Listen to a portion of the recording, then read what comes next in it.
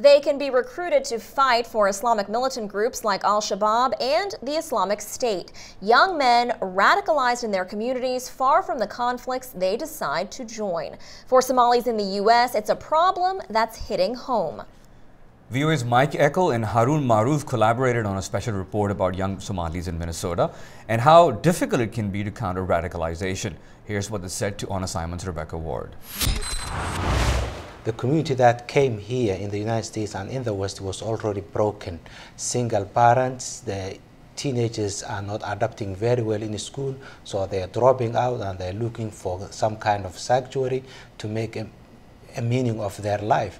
And when they do not adapt to life and school very well, they are susceptible to be influenced, brainwashed by other hidden forces. So the cohesiveness and the togetherness within the community has not been strong because of the civil war in Somalia and because of the long refugee journey that led them to end up in the United States. And that's why we are seeing Al-Shabaab, the militant group in Somalia, and ISIS to exploit this and take these young men to fight and continue the war that they fled from. Despite being in the United States and in Minneapolis in particular, which is the largest Somali community in the country, there's still a sense of alienation for many Somalis and a sense of resentment that towards law enforcement, in particular as it relates to the Shabaab period, a period of between 3 or 4 years, between 2007 and 2010, where there were quite a number of young Somali men who were recruited by this terrorist group Al-Shabaab and ended up in Somalia.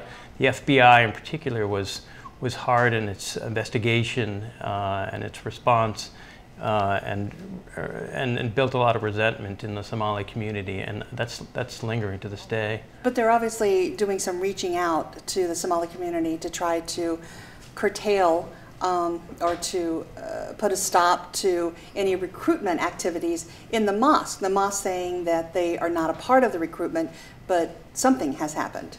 Something has happened. There has been a lot of investigation by the law enforcement authorities into the community. There has been a number of prosecutions of people who were suspected of taking the young men to Somalia. Number of people, 2 or 3 people who went to Somalia actually came back and they were taken to court and now they are serving jail terms.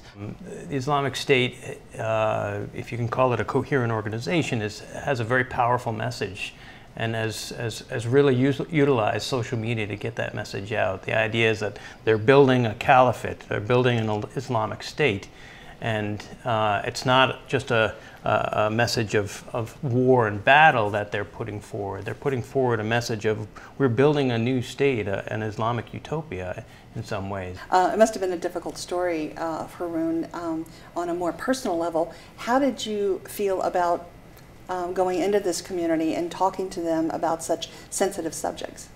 For me, it was very difficult, but I have seen a number of people who I knew from my old days in Somalia who now live here. They have got young kids. They are very worried, and they want to make sure that their children do not fall into these false hobbies, so they are not being brainwashed, and they are trying to give their children as much independence as possible, but they also wanted to control them. As someone on the outside looking in, what was your perspective? In any situation of this sort, it's difficult to come in and to build people's trust and build a relationship so that people will talk to you frankly. The VOA Somali Service has been covering this story from the very beginning and in incredible depth, possibly like no other media outlet in the entire world.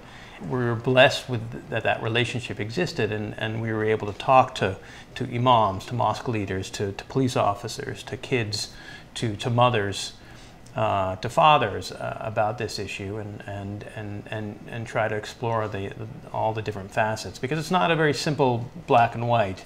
You know, all Muslims are terrorists, all Somalis are terrorists, obviously.